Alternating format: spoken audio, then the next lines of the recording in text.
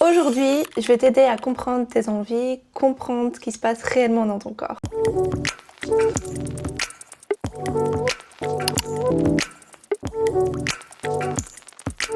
Moi, c'est Isaline, je suis diététicienne et je suis spécialisée dans la perte de poids et la santé de la femme. Je t'accompagne ici à retrouver un bien-être dans ton corps et te sentir mieux. Si tu as déjà eu l'impression que certaines de tes envies prenaient le contrôle, que tu savais pas te contrôler, que tu mangeais par exemple un paquet de bonbons entiers d'un coup, pas que tu ne te contrôles pas, que tu as un manque de volonté, c'est ton corps qui essaye de te faire passer un message. Il faut pas que tu te juges, il faut pas que tu culpabilises, il faut que tu prennes le temps de comprendre qu'est-ce qui se passe dans ton corps. Cette vidéo est faite juste pour ça, pour t'aider à comprendre, trouver les clés pour toi, apaiser tes envies. Pose-toi maintenant, prends-toi un petit thé et on part ensemble. Let's go! Tout d'abord, qu'est-ce que c'est une envie? Déjà, simplement, il y a deux choses dans ton corps. Il y a la faim physiologique et les envies. Comment différencier les deux? La faim physiologique vient de toutes tes sensations.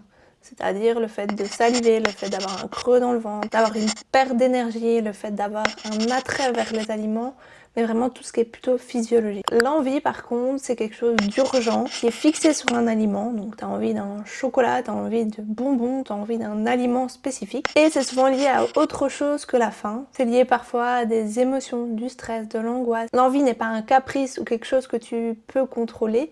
L'envie est une compulsion, quelque chose qui arrive soudainement. C'est une réponse à ton corps, à ses besoins. Partie 2, il existe 3 grandes causes de l'envie. 1. L'envie liée au corps. Premièrement, l'envie de sucre, de sucreries, de chocolat, de bonbons peut être liée à ce moment-là d'une baisse de la glycémie, le fait d'avoir besoin de remonter ton taux de sucre très rapidement. Et donc tu vas te tourner vers des aliments très sucrés, très rapides, une boisson sucrée, un chocolat, des bonbons. Deuxièmement, l'envie de pain, de féculents, de pâtes, de quelque chose de très rassasiant. C'est un rappel de ton corps que ton corps est en manque d'énergie, qu'il manque de nutriments. Tu as sûrement diminué tes quantités drastiquement au niveau de ton alimentation pour perdre du poids.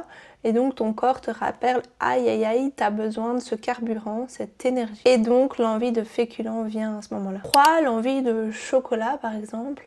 Là, c'est plutôt un besoin de combler tout ce qui est ressources de magnésium. Tu es très stressé. En gros, l'envie qui vient du corps, de ton corps qui t'appelle et qui t'attrait vers cette envie que tu ne sais pas contrôler, ça vient d'une envie plutôt ici physiologique, c'est-à-dire que ton corps réclame les nutriments dont il a besoin. 2. L'envie liée au stress, aux émotions. Miam. Quand tu es stressé, que tu as des émotions de colère, d'angoisse, ton corps produit du cortisol. C'est une hormone qui va stimuler ton corps et qui va passer en mode d'alerte. À ce moment-là, ton cerveau est un peu déstabilisé et cherche des solutions très rapides pour s'apaiser. Et pour ça, tu as trouvé comme solution, ton corps a trouvé comme solution l'alimentation.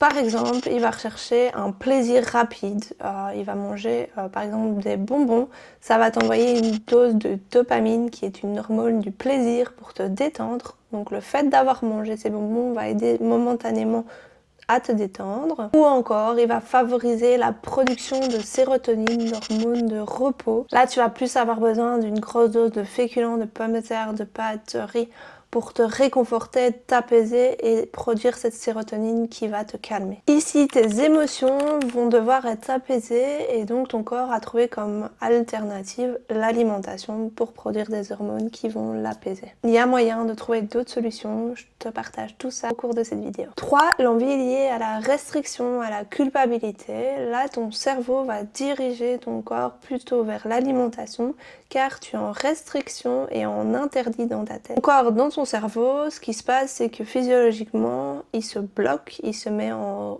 mode survie et donc il va se dire « Ok, je peux pas manger tel aliment, donc je ne peux pas, je ne peux pas, je ne peux pas », il va tourner en boucle et il va finir par craquer. Tu as une restriction alimentaire qui mène à de la frustration, une envie alimentaire qui augmente au niveau de tes hormones, compulsion alimentaire qui va arriver, de la culpabilité qui va arriver et encore plus de restrictions. Donc tu pars dans un cercle vicieux où tu n'arrives plus à te contrôler et te sortir de ça. Ici, ce qui se passe, c'est que ton surcontrôle, le fait d'y penser tout le temps, mène à ces compulsions alimentaires. Alors, partie 3, comment répondre à ces blocages alimentaires, comment trouver des solutions durables. Première chose à faire, c'est que quand tu as une compulsion alimentaire ou une envie qui arrive soudainement, Essaye d'identifier la cause. Essaye de te poser ces différentes questions. Est-ce que c'est une faim plutôt physique? Comme je l'ai dit, la faim physique, ça vient vraiment du corps, de la physiologie. Que tu manges pas assez de féculents ou que tu manges pas assez de repas sur ta journée.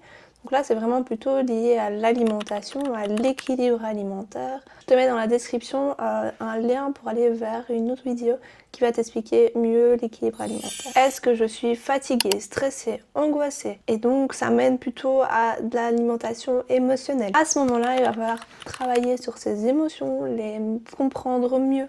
Comprendre ce qui t'amène à ça, soit une frustration au niveau du travail, soit du stress. Voir ce qui fait que ces compulsions arrivent, à quel moment elles arrivent. Prendre le temps de noter les différentes compulsions alimentaires progressivement. D'essayer de comprendre ce qui t'amène à ça. 3. Si ça vient des interdits, des restrictions que tu t'es mises, je peux plus manger de chocolat, je dois arrêter de manger des burgers, enfin toutes les restrictions que tu as pu te mettre au niveau mental, essaye de les débloquer. Pour cela, prends le temps de les réincorporer de manière intelligente. C'est-à-dire, bon ben voilà, j'ai envie de bonbon quand même de temps en temps parce que c'est mon plaisir. Eh ben, tu te mets un petit bonbon en soirée par exemple, sans culpabilité. Prendre le temps de savourer.